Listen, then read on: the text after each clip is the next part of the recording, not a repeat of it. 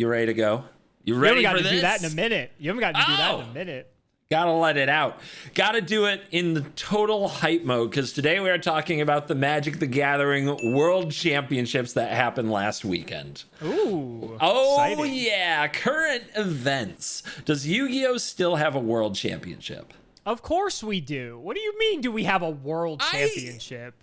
I don't know offended. anything about your game. That's not something to be offended about. I don't know much about your competitive structure or such. Let me take over your video here. How much does the first place winner winning the Magic World Championship? I almost got to a minute without you taking over the video, by the way. Congrats. That's fine. That's fine. How much does first place win?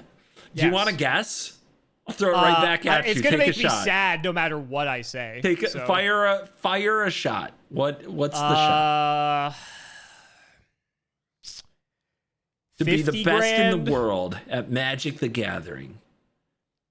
50 grand? You think it's worth $50,000? Double it. 100? Wow. You get $100,000 for first place in the Magic World Championships. That's right. That's right. So, your game. What do they get? Anyway, so we're talking about the World Championship of Magic today, aren't we? No. I gotta know now. You open the door. It's time to walk through it. How much does the Yu-Gi-Oh! World Championship get? I have to guess. Okay, I have to guess. Make me guess. It's only fair. Sure. Given the massive respect that I have for Yu-Gi-Oh! As a game and Konami as a corporation, I'm gonna go with a $500 gift card to a TCG shop. I think you're $500 over. Are you serious? Yep. Nothing. So the money, if you will, is that there are prize cards specifically for the world champion and competitors. And so by a third party, not that anyone would ever sell their world championship prize card, like that would be unthinkable. Would that be sacrilegious? Is that like taboo? Yeah. Are they not supposed to? Anyway, what's going on? I'm so confused. Those worlds cards can fetch pretty pennies. Oh, sure. Are we getting into like six-figure territory like with Magic? It's hard to say because like I'm not really in the know on the world's prize card market. I imagine it's at least in the 5 figures if you were to sell one. Well, just putting it out there, in our game, Magic the Gathering, in addition to $100,000, one of the coolest trophies you will ever see. Let me look up a picture for the Black Lotus trophy. Show that thing. Oh my God. You also, just because you're the champion, get put on a Magic card. Oh, that's sick. That's really cool. Yep, in a future set. And you get to advise on its design. I'm showing you Duelist of the Mind, which is Nathan Stoyer's world champion card. And you can see at the bottom, it even says who you are and what event you won. Do you get to like pick the card or like how does that work? It's unclear how the sausage is perfectly made, but you definitely get like some behind the scenes access and advice on how and what the card does. Several players have mentioned in the past that, they wanted it to do a certain thing, but that was too good, stuff like that. Yeah, of course. That's really cool though. That's cool. I think, oh God, I want to say way back in the day, Yu-Gi-Oh! I think like this is when it was still like Japan, like before we even had it in the States. I think they did something similar with someone who won like one of the I don't know if it was really the world championship at that point, but I think there are like some like very rare cards that have like a player on them, which is kind of cool. So I like when they do stuff like that. I think it's neat. Oh yeah, love for the players, right? Something at least through the years, competitive Magic has done well. Going back to the very early days of like the Invitational, that you used to be able to open a pack and there would be a trading card, like just a token type card of a pro player. Right, it would just be a dude in there, and it wasn't like a card you played in the game, but it was like if they had a baseball card, right? What it would be like. They used to just have those in packs. They also used to sell commemorative editions of their decks. Really cool stuff that they've done through the years for people who win at the highest level in Magic.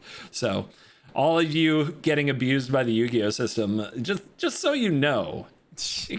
Just so you know it can be better. Anyway, what does the World Championship of Magic have to do with you might be asking? I'm going to be showing you cards from the most popular decks. You are going to be, rating them, telling us what you think of them, talking about them.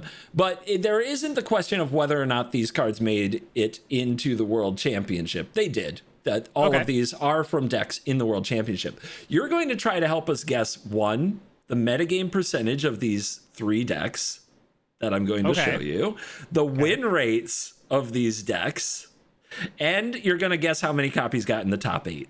So we're going to do that at the end. I'm going to show you. You're going to have to remind me of all that at the end, but I'm in. All that's going to come up at the end. I'm going to piece together 3 different decks for you, and you're going to kind of react and see if you can see what they're putting down, and then we're going to guess how well they did. So this is going to be fun. The latest set, for those of you, depending when you listen to this, is Avatar: The Last Airbender. Yep, that's a Magic set. And the VV world has been banned at this point. Several cards got banned, including VV. So VV's Reign of Dominance, yes, Final Fantasy's VV, yes, also a Magic card, has come to an end as of the time of this World Championship. So there you go. For context, before we get into it, I just wanted to show you what one of our Yu-Gi-Oh cards looked like with one of the players as one of the cards. Oh, good. Let's see. Wait, that okay.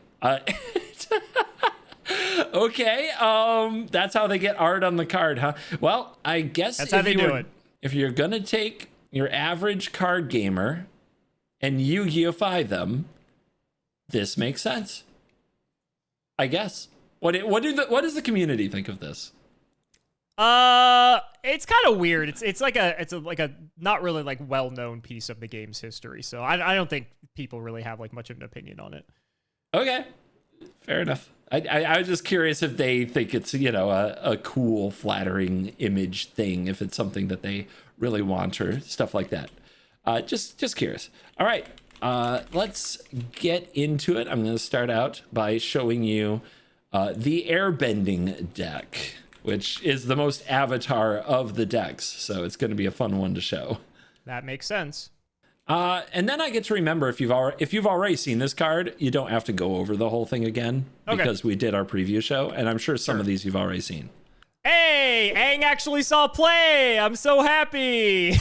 Yeah, I think you nailed it on this one. I thought this card was really good. Yeah. So I'm glad it saw play at the World Championship. It's Aang Swift Savior, 1 a white and a blue for a flash flying human avatar ally legendary. And when it enters, you get to airbend up to 1 other target creature or spell, and then you can water bend for 8 to transform him. Yep, he turned out to be a very useful piece in a number of ways. Like, ever since he launched in Standard, just the way that we saw it as this cool tempo hit was good. But something I know that we missed, I may have missed, I'll go that way. Something I may have missed. Something you don't get to say very often. Yeah, is that this is a legal card in Standard as well. Doc Orlok, Grizzled Genius, green and a blue for a bear druid. That's a typing. Spells you cast from your graveyard or from exile cost 2. Oh! Huh. Yeah. Yeah. Free? Yeah.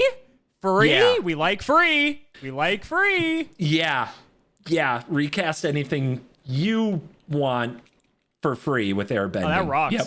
Yeah. Oh, it rocks. It rocks quite a bit. And then when you combine it with more Avatar goodies, did I show you this card?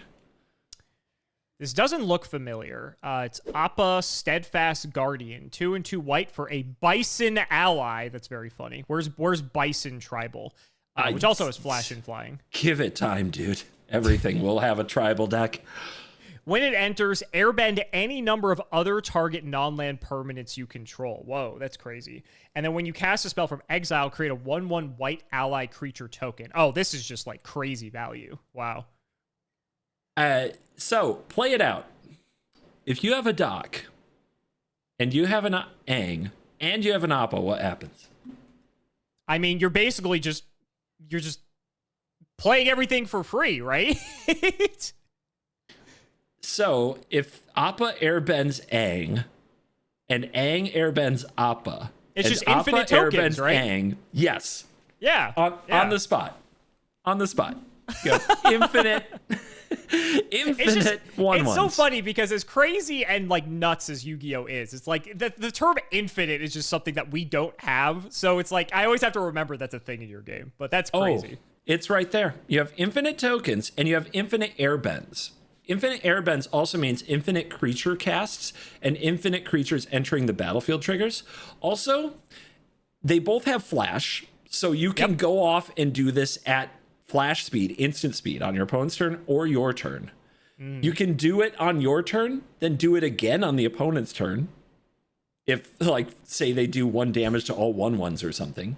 Sure. And at the end of the cycle, you finish with one of these in exile and still free, which means like the Ang can then protect the combo by airbending the opponent's like spell that they might cast to blow everything up if they try to answer. Do you think they planned this in design? Like when they were playtesting, do you think this was intentional? I'm just curious. Jesus Christ, I hope not. Oh my God. Oh, but maybe.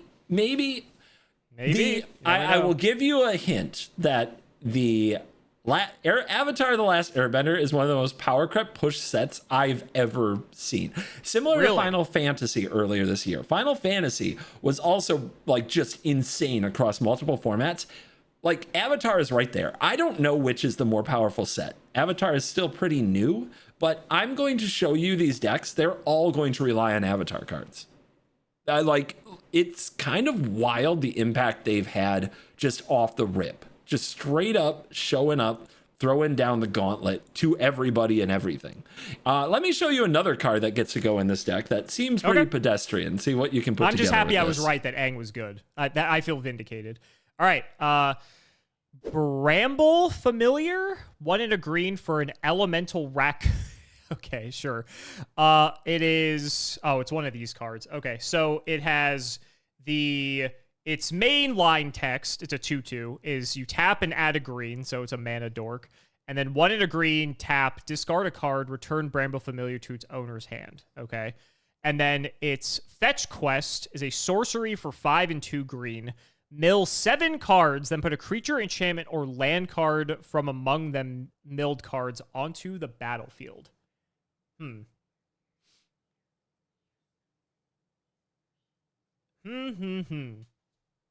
He's wondering, why are you showing me this? I am wondering why you're showing me this. Like, it's like, it doesn't seem bad. I'm just like, give me some help here. Give me some help here. Okay. How do you think Bramble Familiar acts if you airbend it? How does Bramble Familiar act if you airbend it? Oh my God. Can you airbend the sorcery, the fetch quest? You can airbend the Bramble Familiar off the field and then cast the fetch quest for 2 mana or 0. Or 0 if you have the if doc. you have the guy. That's so crazy. Okay, all right. I get it. So, if you are trying to assemble a 3-creature combo, you probably want cards in your deck that help you find those cards. And that would be a good one. That's pretty good to get a 7-mana sorcery for 2. That's or 0. not bad. Or 0. 0 is a good number for that as well. It sure is. Free.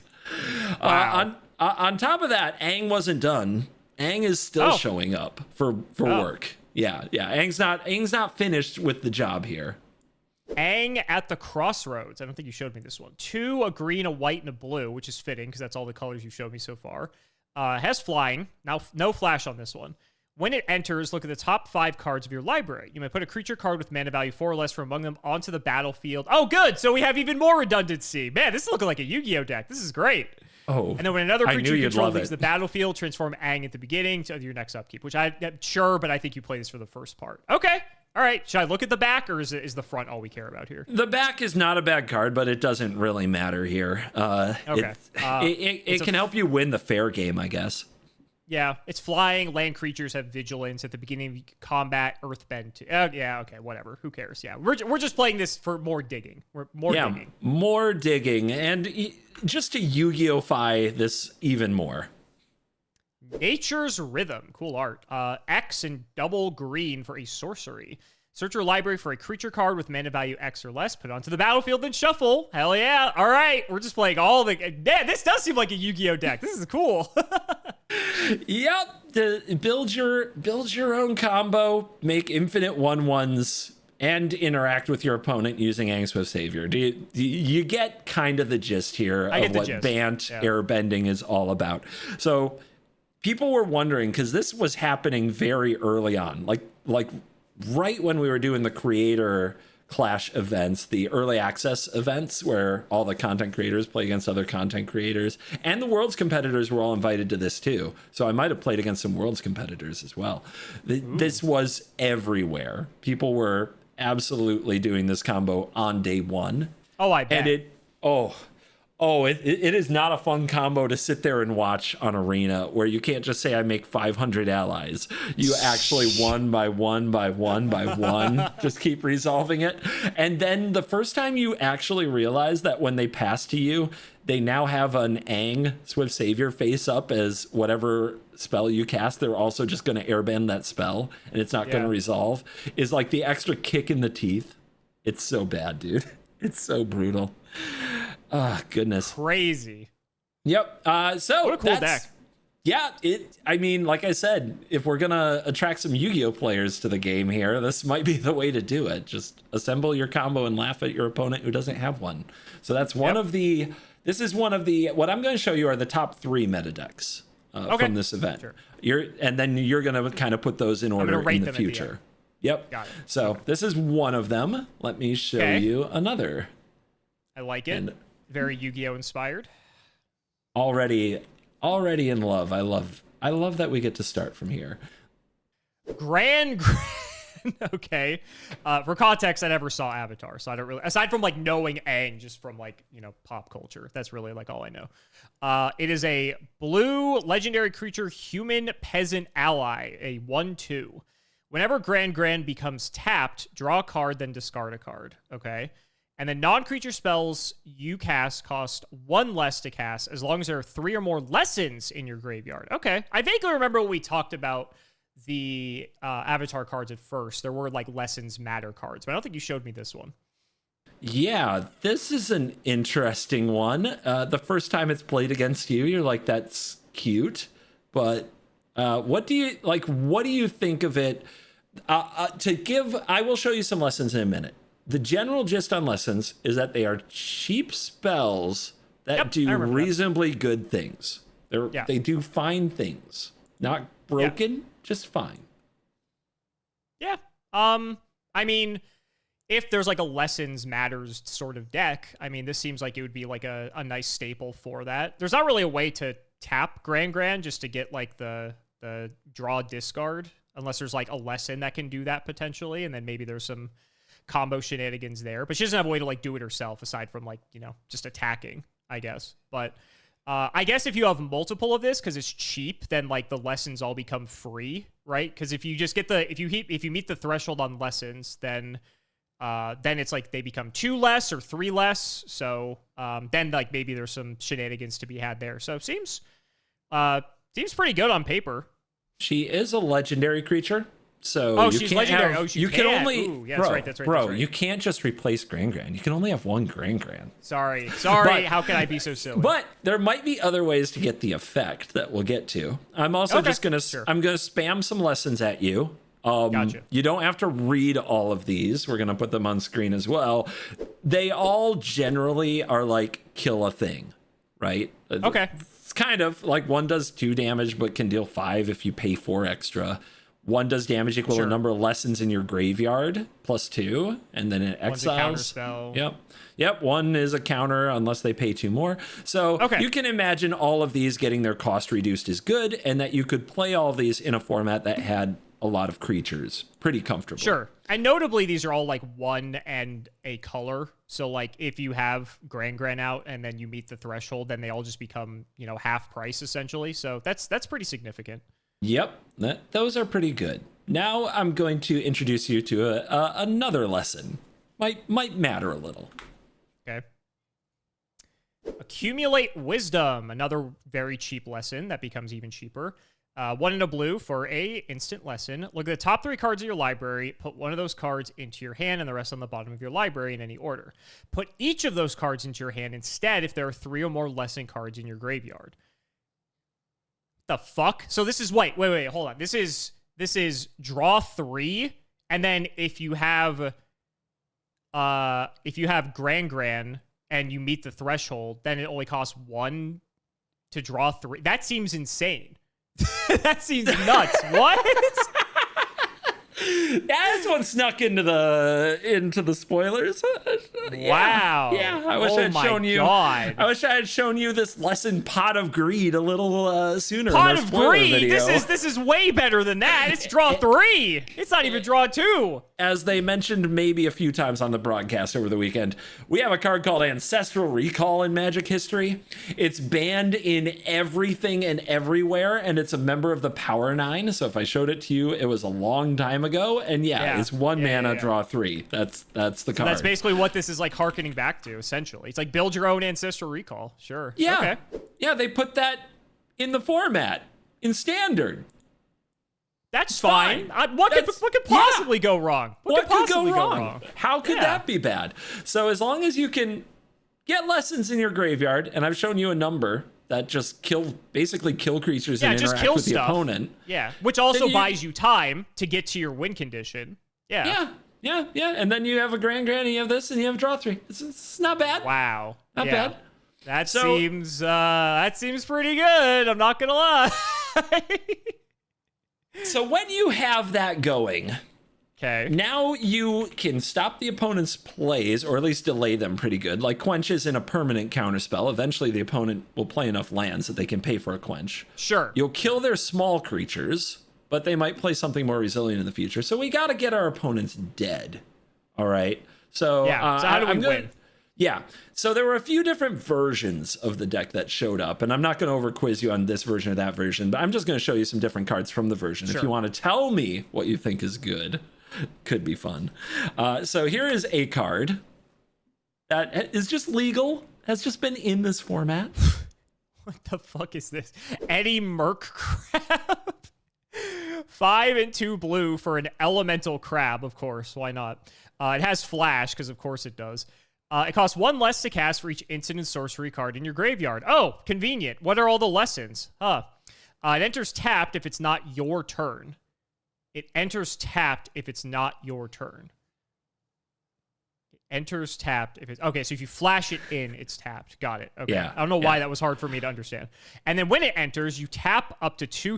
Oh, now we have a way to tap Gran. How convenient. Oh, look at that. I think that. Would you look at that? Oh, it's just all coming together now. Interesting. Interesting. I'm sure that somebody has tapped Gran with this. It's much more likely that you tap the opponent's stuff so they can't kill you and beat them to death. But that is really funny that you went right there. I was just looking for the way to draw more cards, because apparently accumulate wisdom wasn't enough cards for me to draw. We are the same person. Yeah, apparently Gran likes to be tapped by crabs.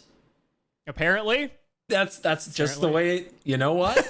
There you go. That's what she's into. Hey, so be it. But we're not done learning our lessons. Let me show you another one. Boomerang Basics. I think you may have showed me this, but let me give it a read here. Blue for this is a sorcery, so it's not instant. Return target non-land permanent to its owner's hand. If you controlled that permanent, draw a card. Oh, so you just keep bouncing your own crab back, recasting it, re-tapping stuff down. Oh, that seems pretty good. Yeah, it's good value right there. That's pretty good value. Yeah. Good value. And another staple, we'll say, is this card. Storm Chaser's Talent. This is a 1 blue for an enchantment class. So when you play it, when it enters, you create a 1/1 blue and red otter creature token with prowess. Okay. Prowess is when you cast something, it gets like +1/+1 for the turn. Right? That's right. Okay. And then level 2, you pay 3 and a blue. When this becomes level 2, return target instant or sorcery card from your graveyard to your hand. And then level 3 is 5 and a blue. Whenever you cast an instant or sorcery spell, create a 1/1 blue and red otter creature token with prowess. But notably, with the boomerang basics, you could just keep bouncing back the Storm Chaser's Talent and keep summoning more and more otters with prowess. And because you're playing a deck that has all these instants and stuff, they just become fat otters to just like kill your opponent. Is that what I'm getting at here? Yeah, they're basically when combined with boomerang basics, Cute. You're looking at an endless stream of 1/1 otters that are actually attacking as like 3/3s or 4/4s because your whole deck triggers it. Yeah, that's pretty good. That is. So these were not all played in the same deck. Like some played the crab, some played the otter. No, everything you've seen here is played in the same deck so far. Oh, sorry. I thought you said there was like some differences. There is. I'm about to show it to you. Oh, okay. I was getting ahead of myself. So the crab is super popular. And this one did see some play, and it has seen play in the past in various decks. So it was a bit of a known entity in the format. But then there's this card. Monument to Endurance. Cool art. 3 mana for an artifact. Whenever you discard a card, choose one that hasn't been chosen this turn. You either draw a card, create a treasure token, or each opponent loses 3 life. Whenever you discard a card.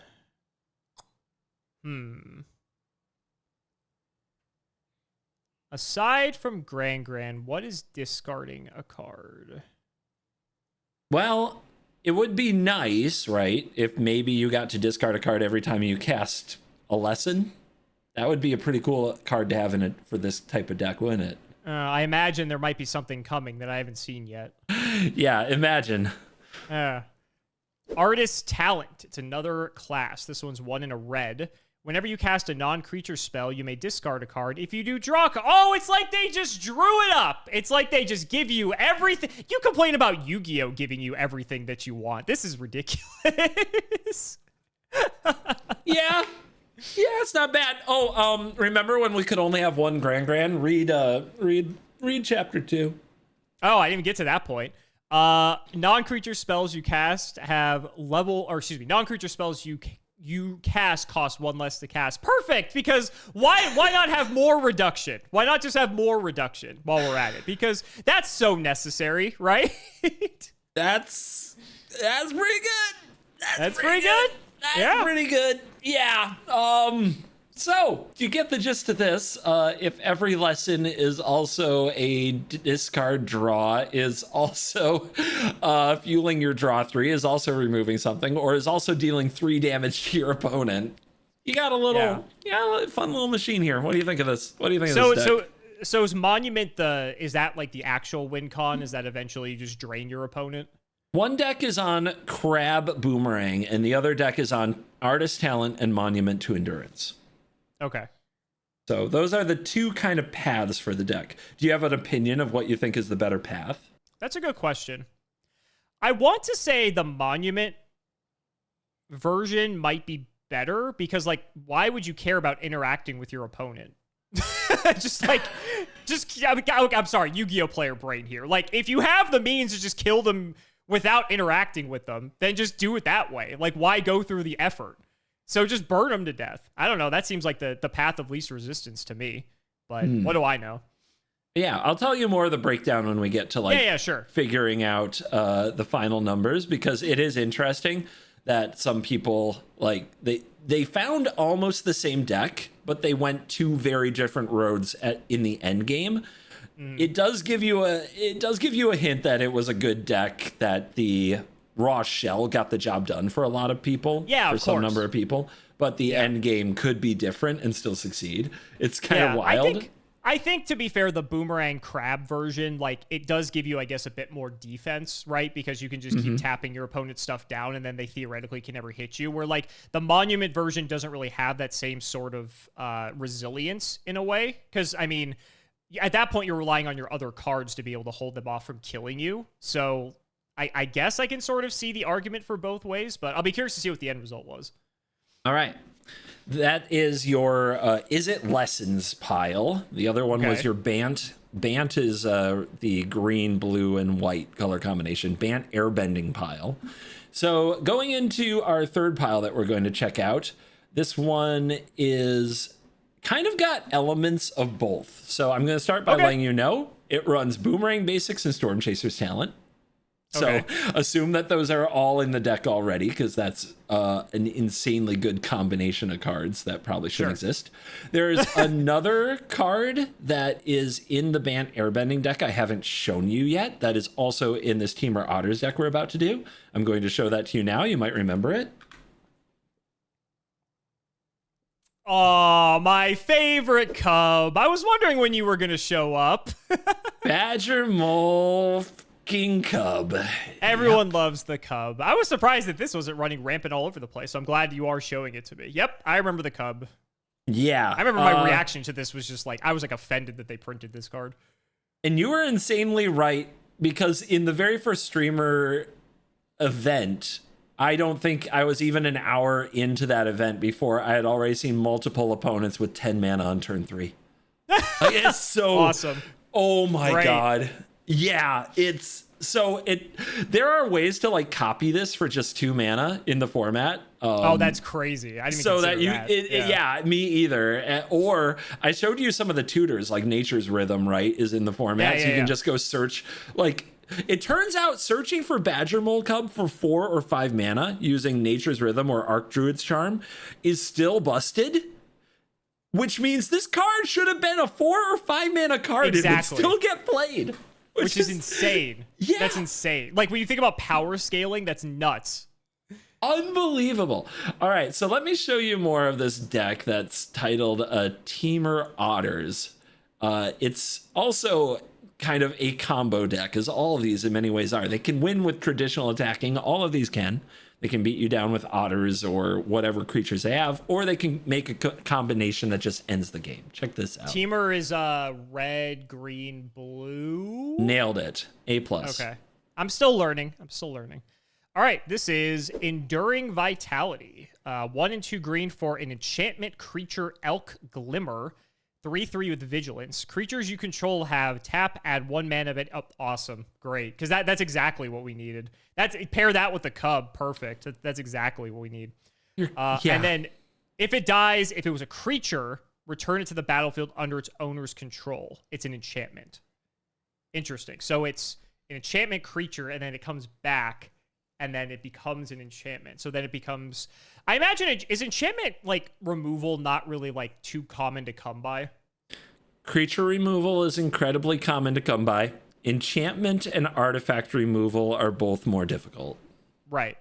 Okay. So then you just get the value anyway. Not to mention this stacks, because why not? If you have multiple, that's great. The Enduring Vitality does give the ability multiple times to creatures, but they can only tap it for 1 ability. Oh, okay. So never mind. Okay. It does. So it's not as crazy. It's not as crazy as it could be, but it's still pretty crazy. Yeah. The Cub stacks. The Cub stacks. The Cub stack. Yeah. When you have more Cubs, you get more mana. Who knows? But it stacks. Yeah. Kind of insane. So Badger Mole Cub is also in the Airbending deck, along with a bunch of like Llanowar elves, mana. I'd kind of be shocked if it wasn't, to be honest. In the Otter deck, the Cub doesn't go with other mana dorks. It just has Enduring Vitality with it, too, basically. Okay. On its own, of course, it's a very awesome card. But then when you combine it with Enduring Vitality, every creature now taps for mana, double mana. Right, double, essentially. It's sickening. Then, you know what? There's enough otters running around. Let's keep working with some otters. Valley Floodcaller, 2 and a blue for a 2/2 Otter Wizard that has Flash. You may cast non-creature spells as though they had Flash. That's fun. And then whenever you cast a non-creature spell, birds, frogs, otters, and rats you control get +1/+1 until end of turn, and you get to untap them. I imagine that doesn't stack? Oh, if you have multiple flood callers, it does. No. If you have one flood caller and play 2 non-creature spells. Oh, it does. Like each trigger resolves separately. Oh, it does. Oh, okay. Mm-hmm. I guess like Yu-Gi-Oh! Brain, the way it's worded, I feel like that wouldn't work, but I don't know. Maybe I'm overthinking it. No, that's a good question. Okay. Gross. Disgusting. Yeah. That's pretty good. Yeah. In the context of everything you're showing me, that's nuts. Yeah. It's basically just like the otters already have prowess, so it's like double prowess trigger now, essentially, right? And they tap for mana. And they tap for mana on top of it. Yeah. You cast your spell, you untap them, and they're bigger. They're just like the most swole otters you've ever seen in your life. Like, I just want to see like these otters have like giant like huge muscles because that's like what I'm imagining this deck looks like. Yeah. So now put the Boomerang Basics and the Storm Chaser's talent into the mix. What you have is level 2 of the Storm Chaser's talent gets back an instant or sorcery from the graveyard to your hand. Boomerang Basics returns a permanent from your battlefield to your hand. Mm-hmm. So if you have a total of 5 or more mana produced by rats or otters or frogs or birds, you can cast Boomerang Basics on Storm Chaser's talent. You then use the Storm Chaser's talent to get back the basics. You cast the basics again, and each time you cast the talent or the basics, you are untapping and retapping these for mana, and they're getting bigger. Right, and so then basically they have essentially like infinite power at that point. Power equal to your deck because you have to draw a card. Right, yeah, each because time, you have to draw a card. Yeah, Yep. Like enough that it's going to kill the opponent in theory. Yes. If they can't stop you right there using this handful of cards, you can go off, pop all the way off. Let's one more fun card from the deck because why not? Jeez, this is crazy. It's funny because out of like all these things you've shown me, like these decks seem like very like Yu-Gi-Oh-esque like decks where they just have like these very easy to set up combos and then they just go off and this is not very interesting. Normal. This is not what Standard has ever been. CGB's like, this isn't my Magic. This isn't not my Standard. Magic. I don't know who let the Yu-Gi-Oh players into the building, but goddamn, you're not wrong, which is why I really wanted you to cover this World Championship with me, because this is nonsense. But anyway, check out the song. Song of Totentans. I don't know if I said that right, but anyway, it's a sorcery that costs X and a red. Create X 1/1 black rat. It's weird that it's red and it makes black rats, but I guess whatever. Create X 1/1 black rat creature tokens with this can't block. And then creatures you control gain haste. Oh, and then you just give them haste. Oh, there we go. That just solves everything. Yeah. And not to mention, hold on. And then the Valley Flood Caller also buffs the rats. Yeah. We're done. Yeah. We solved magic. We solved magic. We did it. And if you like, dude, that's so crazy. Each rat, if you have Enduring Vitality and Badger Mold Cub, each rat taps for 2 mana. For 2? Yeah. Even if you don't have Boomerang Basics in circulation, if you just have a Storm Chaser's talent lying around and you get back the Song of Totentans and cast it again using the mana from the other rats, that then buffs all the rats and untaps them again, and they all have haste. And they all have haste. You just keep going. There you go. You crater hoofed. You're attacking for 1 billion damage like it's Commander using this card. What happened? You're playing Commander Standard. You're playing Commander Standard. Yeah, kind of. Yu-Gi-Oh! Commander Standard. I don't even know what this format is anymore. This looks fun to me. I don't know about you. Yeah, you're throwing a party on this? Okay, oh, yeah. Good. You can help us make sense of everything that happened here because now you've been introduced to the decks, all right? This is what happens when you get a taste of power, CGB. You can't go back. You're not wrong. It is incredibly hard to depower. In fact, some of the more dark ages of Magic have been the sets that followed the really powerful sets. And when we look back on those sets, we're like, actually, they were really good. And people have learned a fondness for them. But like, we're talking about like Kamigawa block, Masks block, things like that depowered us from overpowered formats. People at the time hated them. People took breaks from Magic. People were like, this is lame. I'm like, please take me back to Cons of Tarkir. You're always chasing the high. You're always chasing the high. Dude, remember when Dig for Time and Treasure Cruise were busted? Oh my God. Those are so slow. I mean, they would probably see some play in these decks, to be fair. But I was about to say, let's not get too crazy. Too crazy. Okay, maybe not.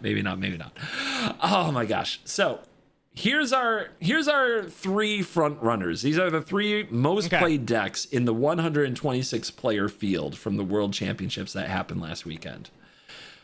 The other category, people who did not register these decks, and keep this in mind, this is a brand new format. They had to do their own testing and figure this stuff out. VV was the busted really? deck. So there was no other I was gonna say, like, give me the background on like the preparation. Stuff. So the ban window was moved up to November 10th, so there would be more time for the players to test for the World Championship. In the window since the ban, there have been standard events, but nothing on the scale of 100K first prize finish. Nothing with this many stakes. So very just kind of no like pro events really for standard between the bannings and this, and the release of Avatar. So the new Avatar set comes out, and VV, Prophecydetic Memory, and Screaming Nemesis all got banned. The format is, in theory, very fresh. Sure. A lot of untested stuff. And like I said, Avatar, all these decks have Avatar in a big way. Avatar is looking busted. I was about to say, yeah, I'm sure the stakeholders are happy about that one. When you put that together, it means not everybody going to Worlds, even the best players in the world, like found these decks, found these interactions. So while you might talk about your various Yu-Gi-Oh decks have an 80+% meta share, the other 90, thank you very much. 90%, thank you. The other category for this, decks that were not these three, is 53%. Wow, really? Yeah. 53% of the world's field found either A, found none of these, or B, found things they thought could beat them. Okay. That's pretty wild. I mean, it's pretty good meta. These are pretty insane decks. I mean, we've done a lot of these videos. These look pretty crazy. So yes. So your first task here, now there are 47% of the meta left to go. Assign a percentage to each of these three decks. Oof. How many people do you think played each of these? Split up among that 47%. Before I get into that, just a bit of context on how the Yu-Gi-Oh! World Championship works is basically because the Asian territories and the non-Asian territories have two separate formats, essentially. They basically make their own custom format for the World Championship where they kind of, in a simplified way, if a card is like banned one place and not banned somewhere else, they always go with like whatever the worst case scenario is. So like they'll ban cards that like are banned in like one territory across both territories, if that makes sense. So the players have to like more on the banned fly stuff. Right. So the players like on the fly kind of have to figure out like what the new best decks are given like this custom ban list that they make for it. Because remember, we're an eternal format, so it's different for us.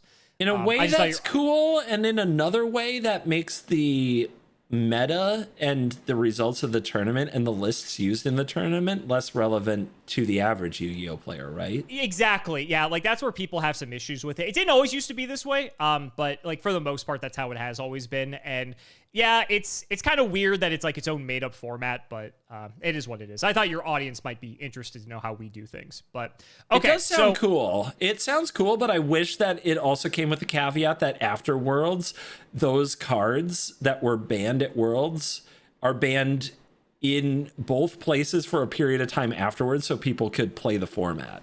You know what I mean?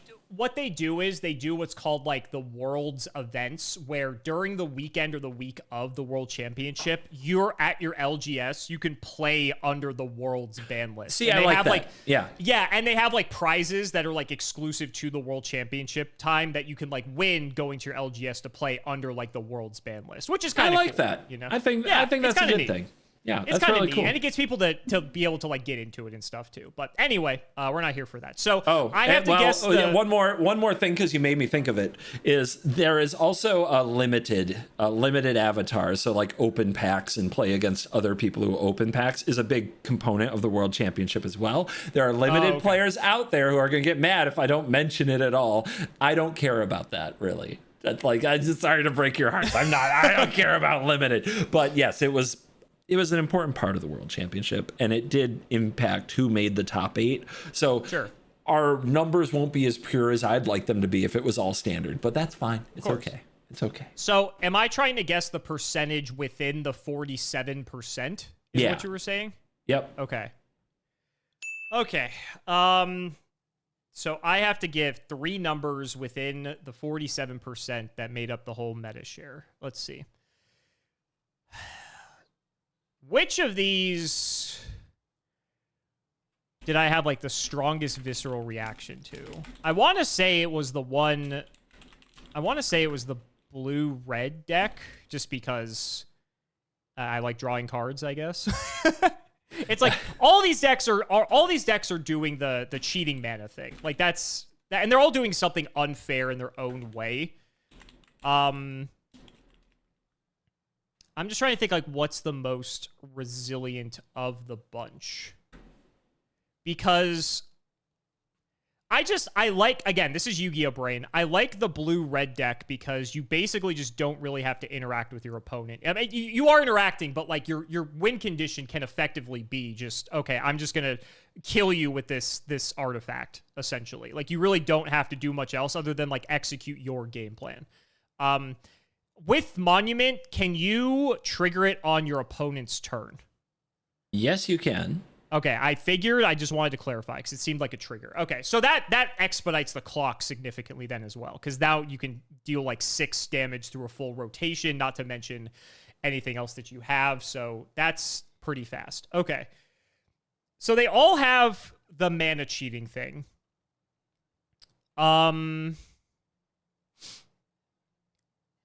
The Aang deck has like the infinite 1/1s. The blue-red deck has, I mean, basically like just the infinite value, to be honest.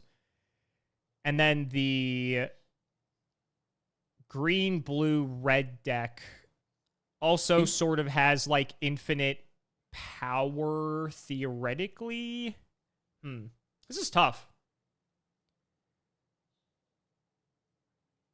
I feel like any of these decks in a meta by itself would be a monster. Sure. It's kind of wild that they're all here together. That they all, yeah. Oh my god. I feel like if they weren't all here against each other, then that would be a problem.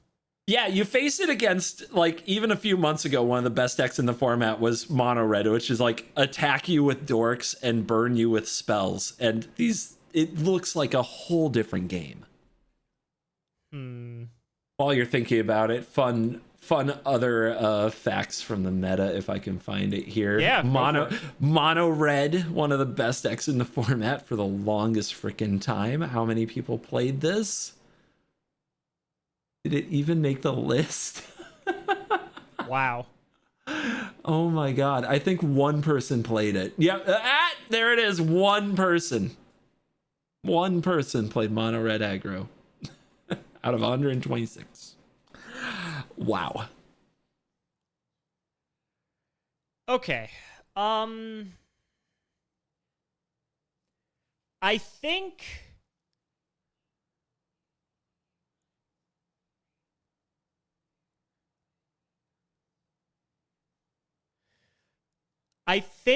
I'm going to put the blue-red deck at the top.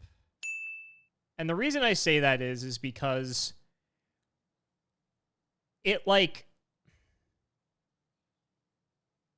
not really like looking to it has combos, but it's not like the combo is like essential for the deck to win. Because if you're not comboing and like doing the crazy, like the actual crazy stuff, you're still drawing a crap ton of cards. You're still getting just like insane value for each of your cards. It's like you have all this like just incremental value that's just piling up like over and over and over to the point where it's just like you kind of just like out resource your opponent, that it has like this inevitability that I feel like the other two decks don't necessarily have. And so I want to like put that as like probably the front runner. So maybe I have what, 47% to work with. Yep. So maybe I'll put like 20% for that for now, and then maybe I'll come back to it later. So that means I have 27% left. Yep. So then it's between the Otters and the Ang deck. And I think this one's a bit more difficult because I feel like both of these decks sort of do similar things in different ways. I think I like...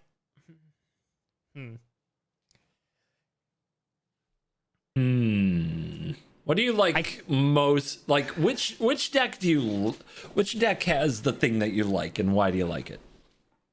I like the Ang deck better because you can just like airbend anything, right? And I feel like that, like, because again, both of them have the ability to generate insane amounts of mana because you have the Cub, you have all these things, right? They have very similar tools in a lot of ways. But the fact you can airbend and do a lot of crazy stuff with that, I feel like is a little bit more unfair than the Otters. And so I'm tempted to put it above just because of that. So I think I have 27%. So maybe 15% airbending, 12% Otters. Let me see if I'm happy with that decision. 20% lessons, 15% airbending, 12% Otters. Yeah, I kind of like that. I think the airbending and the Otters deck are close. I think the airbending deck might just be a little bit more unfair. Okay. So that's Lock it in? I think I'm going to lock that in. Yeah. I'm tempted to put the lessons like a little bit more if I'm going to like shave percentages, right? Like, I don't know, maybe the lessons is like 23 or something like that, but I'll stick with this. I think this is fine. Okay. So the meta percentages at the World Championship are, is it lessons? 18%. Most played deck. Wow, that was pretty close. Yeah, really close. Right on. Dude, I swear to God, you would fit right in with the competitive Magic scene because you love the same things that the degenerate, most spiky pros love. It's the Yu-Gi-Oh brain. I can't help it. Oh, God, yeah. All the cards. Oh, yeah. So the next two, they're pretty close together. And, we're going to go with Teamer Otters at 16%. So Otters was above. Interesting. Yep. Okay. But not by a lot. Bant combo airbending is at 13%. So you really were only off by a couple percentage on each Really? one. Yeah. But, yeah. yep. I was wrong that airbending was... Why is the Otters deck, in your opinion, above the airbending deck? I think that the Otters, and this is a harder one to know, but it runs more known cards. Like the Otters deck was an entity, and it had done some competitive damage in the past, though not a ton. It was kind of a fringe player, but a lot of like name pros had played it in past events. So Otters out of these decks has the most cards in it that aren't new. All right. So interesting. If you're starting your deck from a place of I already know these cards are good in the format and none of these cards got banned in the recent ban wave, you might start with Otters. The entire Otter combo was available before, except for the Badger Mole Cub.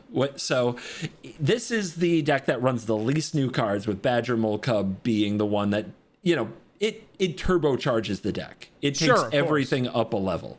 So Yeah. in that sense, it would be easy to come upon the Otters deck without doing as much testing of new cards. Okay. Or you might even say acquiring new cards, because I mean, if you're in the World Championships and first prize is $100,000, you'd like to think you would find your Badger Mole Cubs, but this little fucker is like $80-some last week That's per crazy. copy, and they're I hard believe to it, though. find. Like Yeah. I opened one across all the products I opened, so I don't have a playset of Badger It's a Mole mythic. Cubs. It's a mythic, so that makes sense. They knew what they were freaking doing. They did know what they were doing. Yeah. All right, But now I guess that makes sense though, right? I mean, I don't know. Maybe it's just more my Yu-Gi-Oh brain. It's like I just feel like the Aang deck's more unfair, but yeah. I mean, it's we're splitting hairs in terms of percentages here. So I mean, But dude, that's what we're here for. The yap, right? that's It's true. the We're here for the yap. It is So the we yap. got to have things to talk about. We now have our meta picture. It doesn't get easier for you. So put that thinking hat back on. Okay. Assign win rates to these three decks now that you know your meta picture. Okay. So wait. So what was put in what the actual percentages were, just so I can see. It was 18. Oh, yeah. The lessons was 18, 16, 13. Okay, thank you. Yep. Yeah, I wasn't too far off. Okay. Win rates. Okay. This is across like the entirety of the World Championship, not like top cut or anything like that. Yep. If I give you the top cut first, it'll really influence this. So I bet you. I bet. Yeah. I want this to be know. properly challenging. The win rates. Yeah, if you because that's the thing. Like, if you give me the top cut, then that would skew everything. I do feel like the Is It Lessons deck is the better of the three. I do feel so. I'm going to skew the win rate for that one probably a bit higher compared to the others.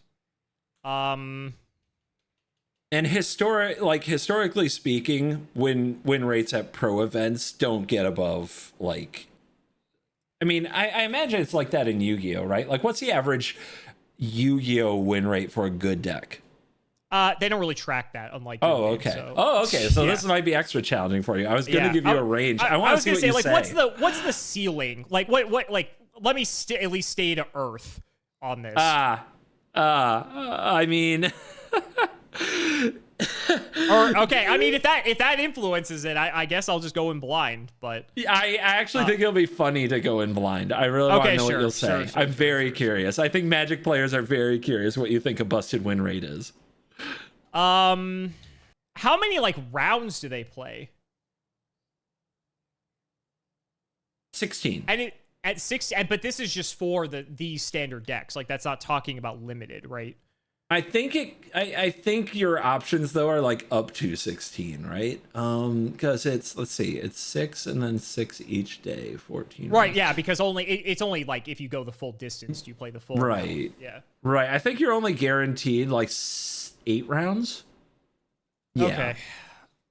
I'm in the tank on this one. Do what you gotta do. I'm trying to like think where I want to anchor and then just like hedge my bets in case I'm like way off. Because again, it depends. Because if it's like that overwhelmingly dominant, like the win rate could be way higher than I'm thinking, or vice versa. I mean, it goes both ways. Could be lower, but you seem pretty cashed in on lessons being the best. I am, yeah. Lessons. I'm gonna go with 62%. Okay.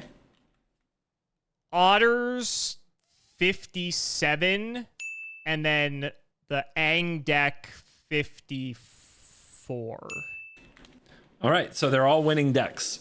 They all turned out powerful. The people who played them were right. I'm gonna hope so. Okay. All right. So the win rates we're going with are 62% for lessons, 57% for otters, 54% for Bant airbending. Correct. Oh, buckle up.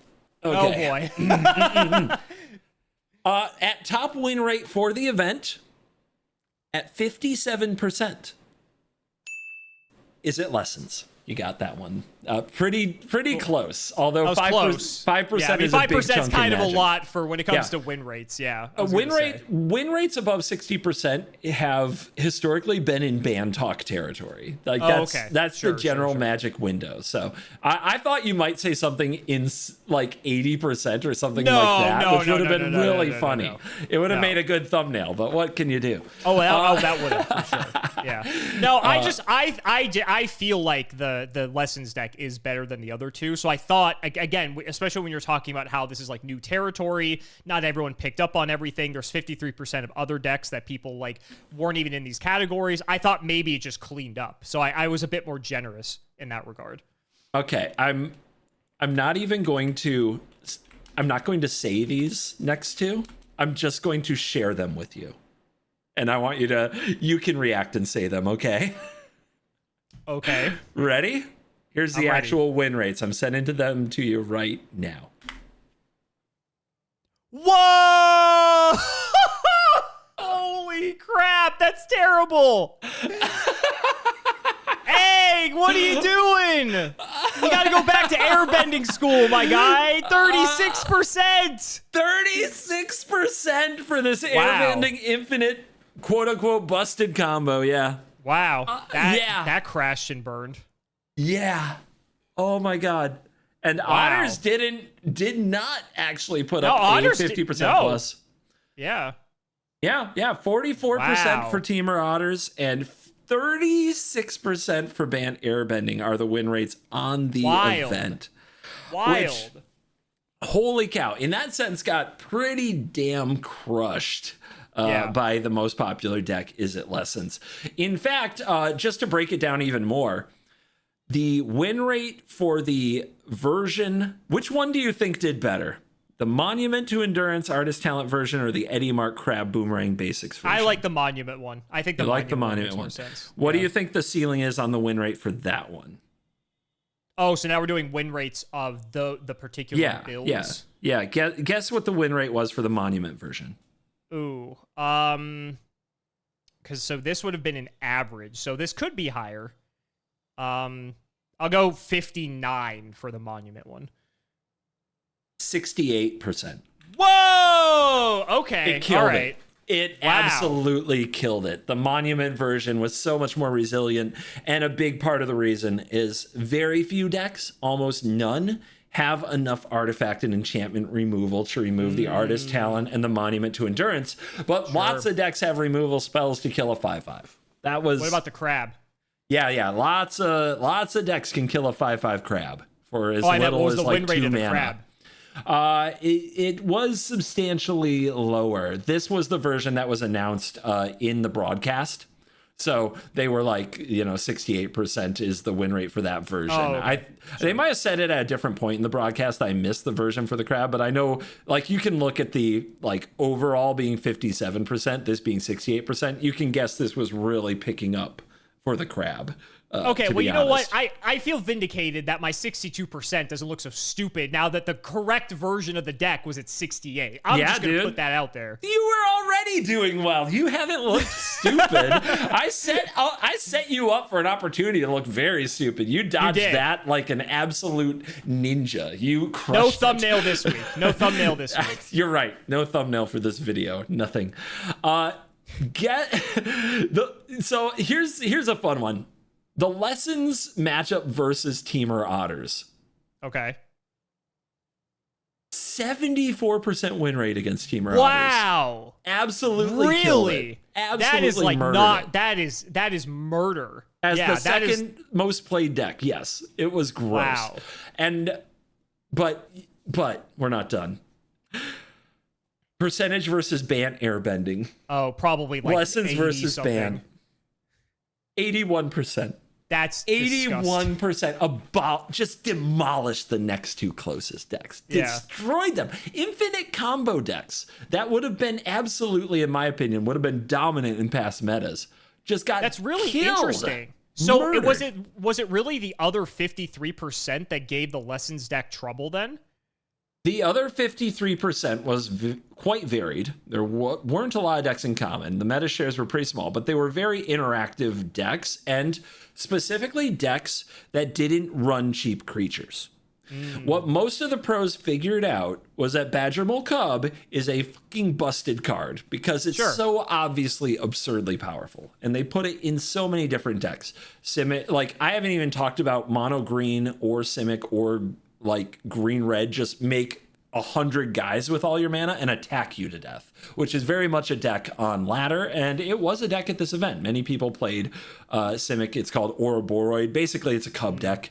It's a play a cub, make creatures that make other creatures bigger, attack, win. You know, very, very straightforward. So what all these decks who got dumpstered at this event have in common is that they relied on cheap creatures to do the beatings. The Is It Lessons deck, what it had that just made it so good against these, and what other decks that did well against the Is It Lessons decks had, is they just didn't lose to cheap creatures. They said, we're gonna, because they can run cards like Firebending Lesson, Combustion Technique, and Iroh's Demonstration that just make sure that cheap creatures are removed. They're getting value while they're killing off, just building machine guns for your cheap creatures and gunning them down. And then they outvalue you with whatever.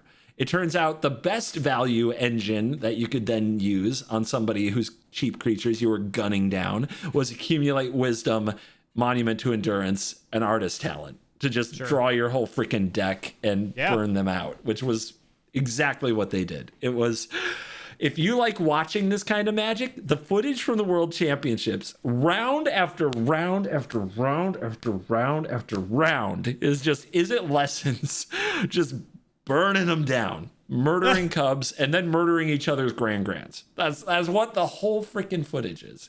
It's wild. It's wild. So, the top 8. Do you want to take a guess at the copies in the top 8 for these archetypes? Top 8. Okay. Let's go with, or is the top 8 only these 3 decks? No. Okay. But I'm only going to grade you on the copies of these decks. 6 out of the top 8 are from this pool. Okay. Thank you. It's funny because I was going to guess 2 weren't from this pool, so that actually would have worked out. You nailed it again. And I would have looked so smart. Should have just fired off the cuff, bro. I should have. I'm going to go with 4-1-1. 4-1-1. So 4 being the lessons, 1 of the other 2. 4 were lessons. Nice. Okay. 1 was crab version and 3 were non-crab talent monument version. 2 copies of Otters. No copies of Airbend. Aang. Yep. Wow. Yep. Wow. Aang got shut out of the Avatar event. I know. Rip Aang. I know. A disaster. A true disaster. With last year's world champion was on an Aang deck as well, which is no plot armor. Yeah. No, apparently not in Magic the Gathering.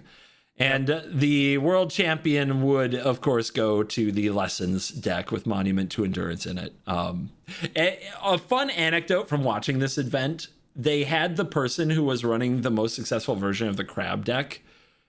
He was on camera something like 4 or 5 rounds on day 3, which is an insane amount of games to play on camera. His name is Derek Davis.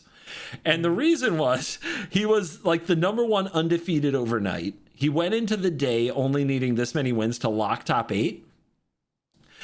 Then he got matched up against the Is It Lessons deck with the Monument in it 3 rounds in a row. Mm-hmm. And he lost. And he lost. And he lost. Not like this. Not like this. Yeah, he literally went from win any of these and you're in, and he lost 3 in a row on camera. And then in the last round, he had to win to have a chance, a tiebreaker chance to get in. Sure. But he pulled it off and he made top 8. But oh my God, it was... Talk about the drama. Wow. Yeah, what a story. It was wild, and it was like painful to watch him round after round after round getting dumpstered by the same deck over and over and over, because it became really obvious what the better Lessons deck in the mirror was by a mile, and then you just watch him play that match again and again and again, and it was hard, dude. It was hard to watch. And it's one of those things where it's like when you realize it too, it's like, what are you gonna do, right? Yeah, but your cards are your cards. Like, you could kind of, if you pay really close attention, you could see him in real time trying everything he could with the sideboard and all these things. And then in the top 8, he lost to Lessons again. Wow. It's like, what could you do? But, as he put it, he found the right deck, but the wrong version. The more resilient version was the one that didn't rely on creatures for the kill. And let's be honest, a top 8 at the World Championship is still something to be proud of, right? So is finding the right deck like really did just like one step away, just one little step away. It was kind of wild. Yeah. But anyway, our Magic the Gathering World Champion on Is It Lessons is Seth Manfield. Now, I want to know something. We're going to talk a little drama here. A little drama here at the end. What is the Yu-Gi-Oh policy on takesy-backsies in tournaments?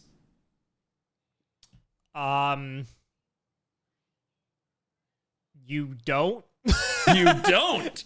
What happens? Yeah. What happens if you try to takesy-backsy? I mean, it honestly depends on your opponent. Like, if you try to take something back and your opponent lets you, then, like, technically nothing can stop you. But, like, if you do a play and then you're like, oh, can I do something else? And your opponent's like, nah, you committed to the play. Like, you're stuck with it. So let's take agency away from the opponent. There are active judges watching, right? Enforcing like what the rules are.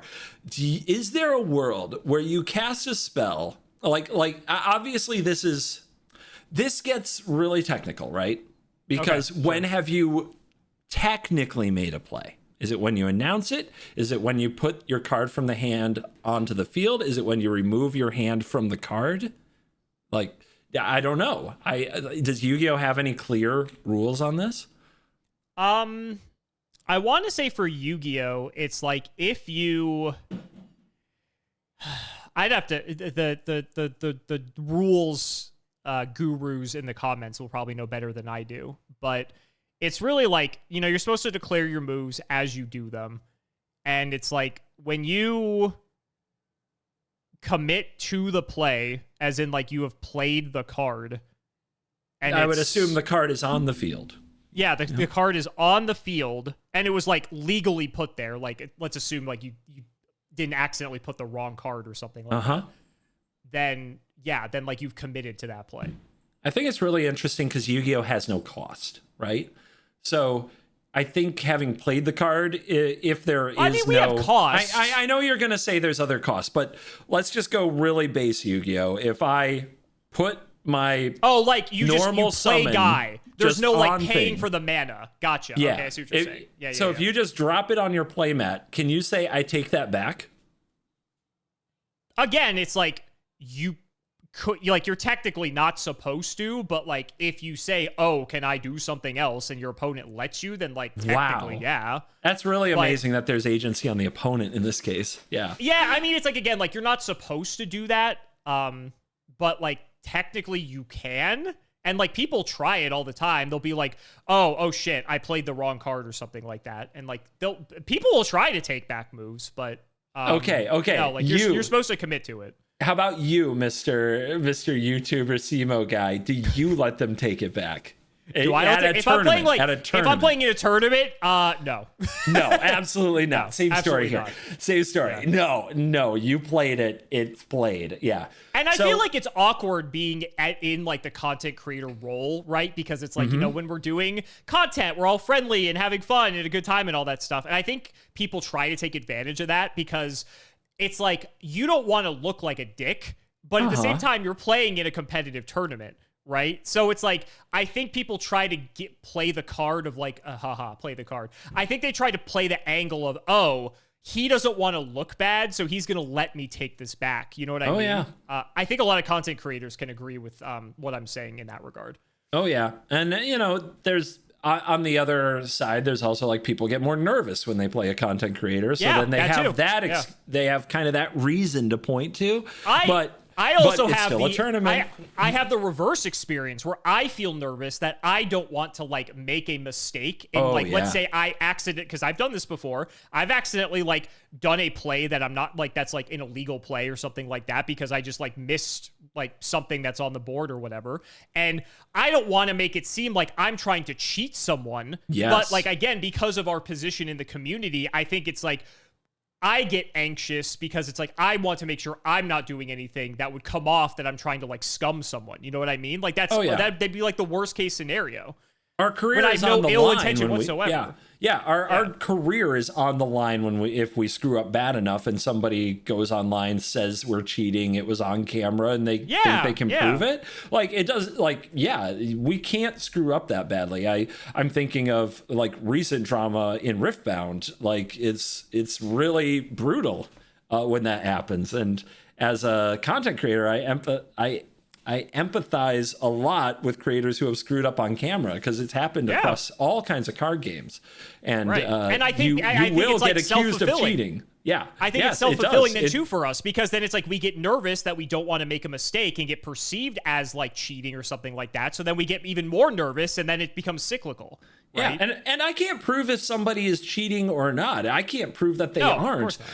At the same time, I definitely can imagine myself in that situation. I've seen plenty of people get accused of cheating for things I know I've done. Sure, and I know I didn't intend to do it. These games are complicated, right? It's not like we have the pleasure of like Arena or Master Duel where it's all automated, right? It's like mistakes are going to happen sometimes. Yeah.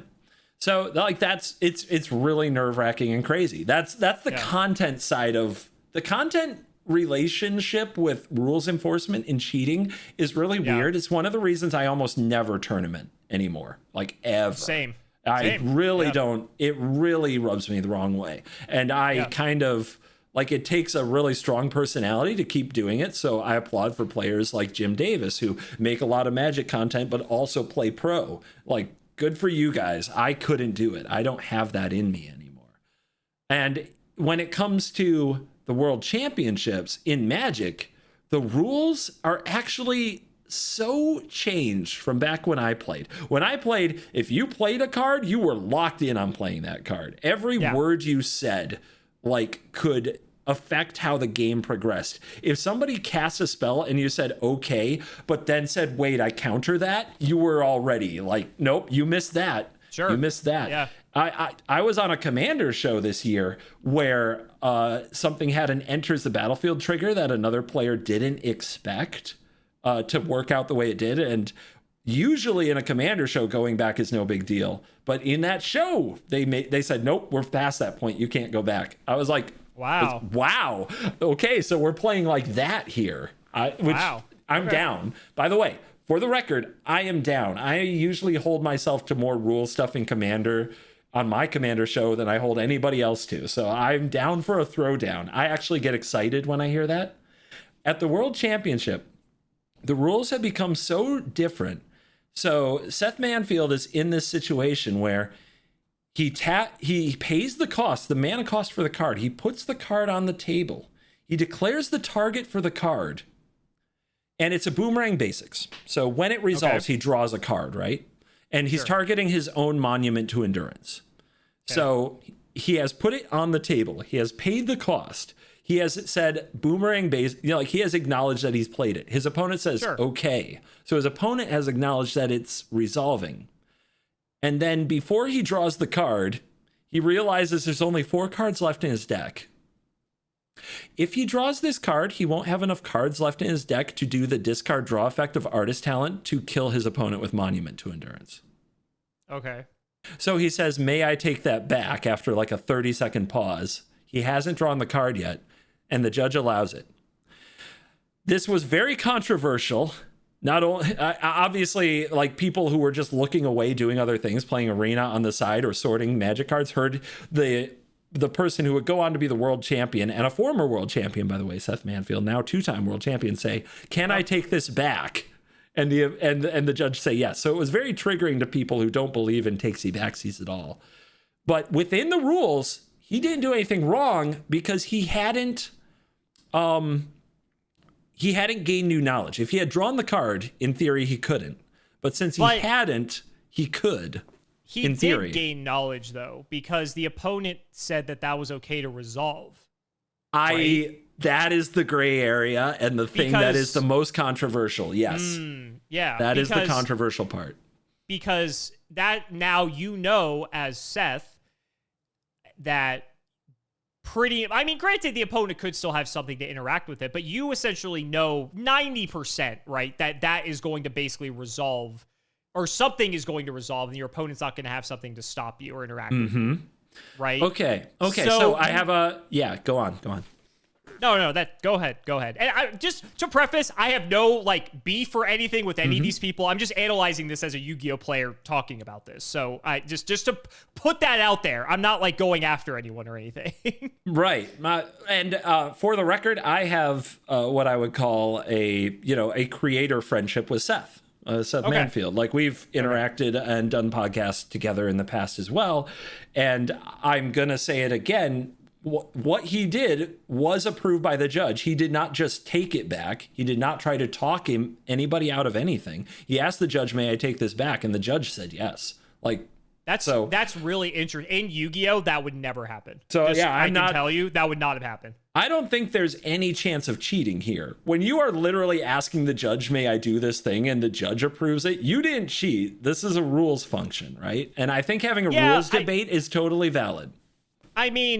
Yeah, and then that also gets into the area of was the judge, was that the correct decision by the judge, right? And I imagine you guys have head judges, you can appeal stuff like that, yada, yada. You can get into it. So that's tough. I feel like in Yu-Gi-Oh! That would have never happened, but... Yeah, it's really messy to see at the World Championships for sure. It's also weird because it's even if it's allowed, right, the optics of it don't look good. No. I think that's the larger issue here. It's yes, what if we're going to look at objective capital T truth, right? Was that a permissible play?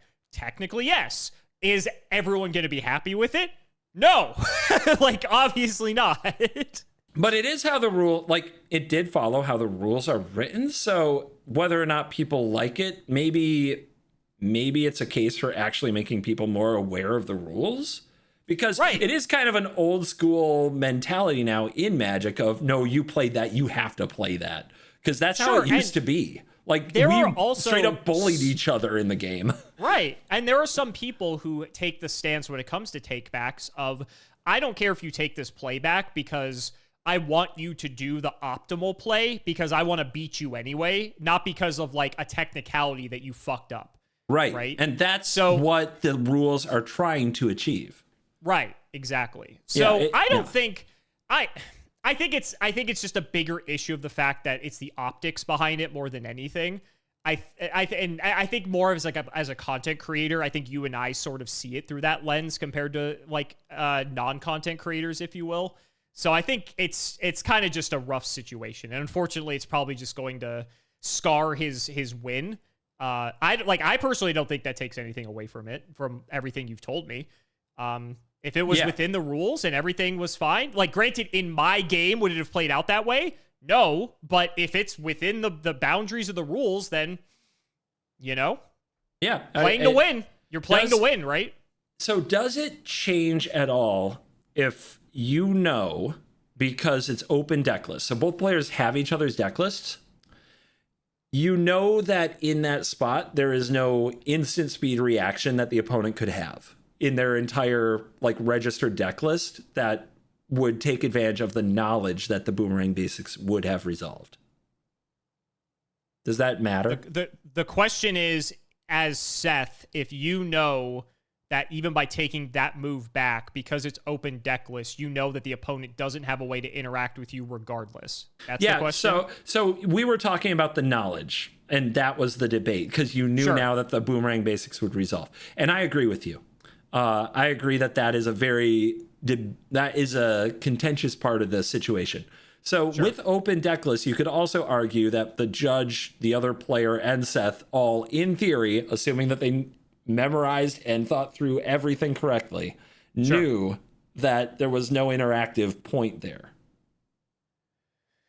In that case, then I think that just adds more credibility to that it was fine. Because if there wasn't, then what does it matter then? Right? Yeah, that is the debatable part. Yeah. Right. Yeah. No, I think, and again, like Yu-Gi-Oh's way different, right? Because like a lot of our cards don't have like cost to play, right? So and we don't do open deck lists for our stuff. So you wouldn't know that. There's no way to confirm that. But with all that information, if you know that there's no way that can be interacted with regardless, then I feel like that's even more of a non-issue, to be honest. I know that might be an answer that a lot of people don't like, but I don't know. I guess I just take that stance. And for the super tryhards out there, you can go check the footage. There are 2 cards that could have interacted in that moment. One had already been played, so it was known information that card was spent. The other, the mana wasn't available to cast it. So in theory, there was no information to gain. But again, it's like really in the weeds, and it's really controversial. And I really wanted your take as a Yu-Gi-Oh tournament enthusiast, because I had no idea what your game's policy or approach to that was. So very interesting. No, Yu-Gi-Oh, it would have been tough shit. Like, you lose. that would have been our stance on it. That's the Magic the Gathering I grew up with. And as a kid who got absolutely rules lawyered and bullied by adults at every tournament, I don't miss that. There's a part of me that says, let them suffer the way I suffered. But there's also a part of me that was like, God, so many nights I wanted to quit. I wanted to quit because somebody used some kind of a rules technicality to get me, Right, and it felt really bad. Especially when the pressure's so high, you're at the World Championship, right? It's like nerves, like there's a lot going on. There's tons going through these players' minds, right? It's like, I actually think this was like the best outcome, even though optically it did not play well in the eyes of the audience. I think the correct, the most positive outcome came from this objectively. Thanks for the take on the drama. I know I appreciate it. I'm sure the audience appreciates the app. And thanks for checking out the World Championship decks. And the other thing to this is it's literally been a whole year of blue and red decks that they banned Corey Steelcutter. They banned Vivi. They banned Vivi. When do they ban Gran? When do they ban Tiger Seal? That's the main. That's what we're holding out for. Tiger Seal showed up. Turns out wasn't good enough. And it was a part of the Is It Looting deck, which was a whole different archetype, but it lost out to Gran. Yeah, Gran. Yep. Okay. 1 mana 3/3. Nope. 1 mana 1/2. In Gran we trust.